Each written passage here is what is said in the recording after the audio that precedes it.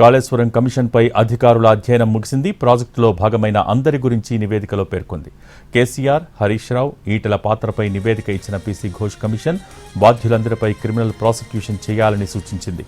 కాళేశ్వరం ప్రాజెక్టులో భాగమైన Medigadda, Annaram barrage locations ఎంపిక కేసీఆర్ ఆలోచనే అని రిపోర్ట్ ఇచ్చింది. కేసీఆర్, హరీష్ రావు ఆదేశాలతోనే నిర్మాణాలు జరిగాయని, ప్రాజెక్టు నిర్మాణంలో టెక్నాలజీ వ్యవహారంలో హరీష్ రావు లోటుపాట్లను మెన్షన్ చేసింది కమిషన్. ఆర్థిక శాఖ అధికారుల లోపాలపైన కమిషన్ ఫోకస్ పెట్టింది. ఇరిగేషన్ శాఖ పంపించిన అంచనాలను గుడ్డిగా ఆమోదం తెలియజేశారని నివేదిక ఇచ్చింది. ఆర్థిక శాఖ చేయాల్సిన కనీస బాధ్యత నిర్వహించలేదని తెలిపింది కమిషన్. రేపు జరగబోయే కేబినెట్ ముందుకు పూర్తి వివరాలు రానున్నాయి.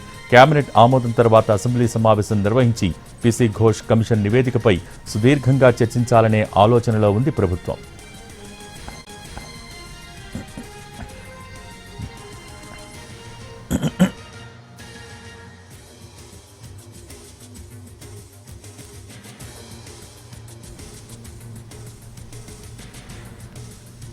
కాళేశ్వరం కమిషన్పై అధికారుల అధ్యయనం ముగిసింది. ప్రాజెక్టులో భాగమైన అందరి గురించి నివేదికలో స్పష్టంగా పేర్కొంది. దీనికి సంబంధించి పూర్తి సమాచారం మా ప్రతినిధి చారి లైవ్ ద్వారా అందించేందుకు సిద్ధంగా ఉన్నారు. చారి, నివేదికలోని ప్రధాన అంశాలేంటి? నివేదికలో ప్రధానంగా 3 అంశాలని మెన్షన్ చేస్తూ వచ్చారు. అంటే ప్రస్తుతం అంతా అటెన్షన్ అంతా కూడా రాజకీయపరమైనటువంటి నిర్ణయాలు తీసుకున్నటువంటి నాయకుల మీద ఎలాంటి చర్యలు తీసుకోబోతుంది, కమిషన్ వీళ్ళ గురించి ఏం చెప్పింది అనేటువంటి చర్చనే ఉంటుంది. కాబట్టి ప్రధానంగా ఈ 3 విషయాల్ని అధికారులు హైలైట్ చేసినట్టు కనపడుతుంది.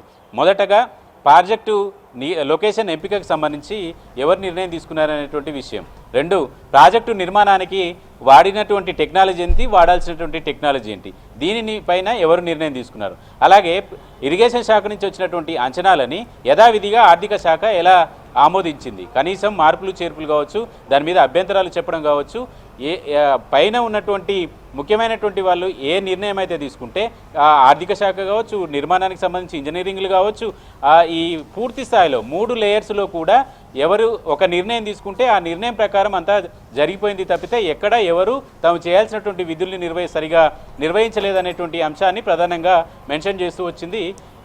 ఈ మెన్షన్ చేసినటువంటి ఈ క్రమంలోనే క్రిమినల్ ప్రాసిక్యూషన్ కూడా చేయాలనేటువంటి ప్రతిపాదన కూడా చేసినట్టు తెలుస్తుంది. అయితే కమిషన్ ఇచ్చినటువంటి నివేదిక ఎలా ఉన్నా ప్రభుత్వం ఏం చేయబోతుంది అనేటువంటి అంశమే ప్రస్తుతం ఇప్పుడు కీలకం, ఆసక్తికరంగా చూడాల్సినటువంటి అంశం. రేపు కేబినెట్ సమావేశంలో ఈ నిర్ణయం తీసుకుంటారా అనేది కూడా చూడాలి. ఎందుకంటే ఒకవైపు కమిషన్ ఇచ్చినటువంటి నివేదికలో ప్రాసిక్యూషన్ చేయాలనేటువంటి ప్రతిపాదన చేసినటువంటి ఈ క్రమంలో ఎలాంటి నిర్ణయం తీసుకోబోతుంది, వచ్చినటువంటి నివేదికను యథావిధిగా ప్రభుత్వమే చర్యలకు దిగుతుందా, లేదంటే దీనికి ఒక విభాగాన్ని ఏర్పాటు చేసి ఆ విభాగం నుంచి పూర్తి స్థాయిలో నోటీసులు ఇవ్వడము ఇలాంటి ప్రాసెస్ అంతా ప్రారంభిస్తుందా, లేదంటే మరో మార్గాన్ని ఎంచుకుంటుందా అనేటువంటి అంశాల మీద కొంత క్లారిటీ అయితే రావాల్సి ఉంటుంది. ఇదంతా రేపు క్యాబినెట్లో చర్చ తర్వాత కొంత క్లారిటీ రావచ్చు. అయితే ప్రభుత్వం కూడా ఇమ్మీడియట్గా దూకుడుగా వెళ్ళాలనేటువంటి ఆలోచన మాత్రం ఎక్కడ కనిపించట్లేదు. ఎందుకంటే నివేదిక వచ్చేంత వరకు ఆగింది. కమిషన్ నివేదిక కూడా గడువు అడిగిన కొద్దీ గడువు కూడా ఇచ్చింది. ఎందుకంటే